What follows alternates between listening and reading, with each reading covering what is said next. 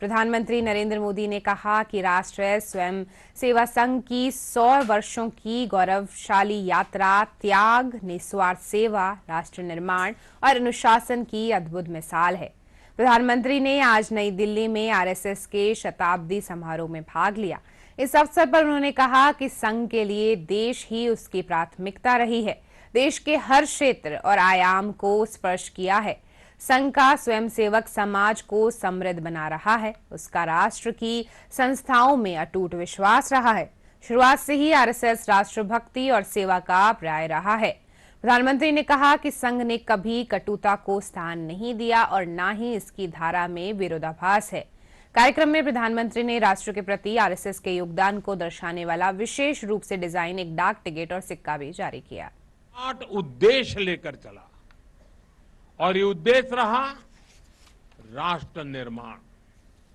इस उद्देश्य की पूर्ति के लिए संघ ने जो रास्ता चुना वो था व्यक्ति निर्माण से राष्ट्र निर्माण, और इस रास्ते पर सतत चलने के लिए जो कार्यपद्धति चुनी वो थी नित्य नियमित चलने वाली शाखा। साथियों, परम पूज्य डॉक्टर हेडगेवार जी जानते थे कि हमारा राष्ट्र तभी सशक्त होगा जब हर नागरिक के भीतर राष्ट्र के प्रति दायित्व का बोध जागृत होगा। हमारा राष्ट्र तभी ऊंचा उठेगा जब भारत का हर नागरिक राष्ट्र के लिए जीना सीखेगा। इसलिए वो व्यक्ति निर्माण में निरंतर जुटे रहे और उनका तरीका भी कुछ अलग ही था। परम पूज्य डॉक्टर हेडगेवार जी से हम बार बार सुना है, वो कहते थे जैसा है वैसा लेना है, जैसा चाहिए वैसा बनाना है।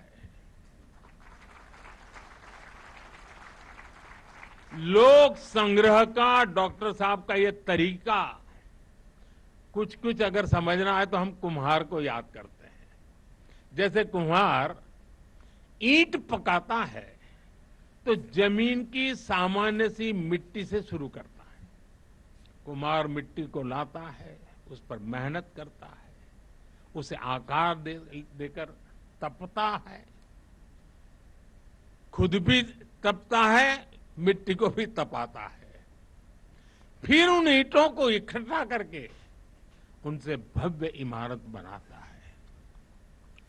ऐसे ही डॉक्टर साहब बिल्कुल सामान्य लोगों को चुनते थे, फिर उनको सिखाते थे, विजन देते थे, उनको गढ़ते थे। इस तरह वो देश के लिए समर्पित स्वयंसेवक तैयार करते थे।